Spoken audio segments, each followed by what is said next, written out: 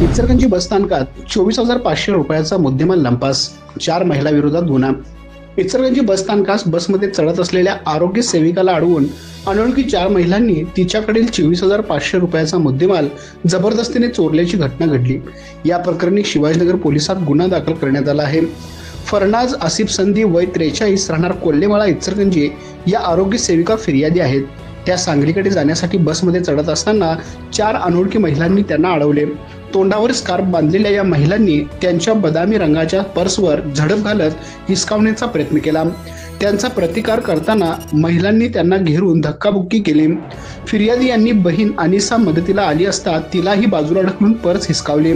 या पर्समध्ये 6,500 रुपये रोख, सुमारे 18,000 रुपये किमतीचे 3 ग्रॅमचे मंगळसूत्र, बँक ऑफ बडोदाचे ATM कार्ड, ड्रायव्हिंग लायसन, ओळखपत्र व मोटरसायकलची चावी होती. या प्रकरणी सहाय्यक फौजदार संदीप आबिटकर यांनी फिर्याद नोंदवली असून तपास PSI सानी करीत आहेत.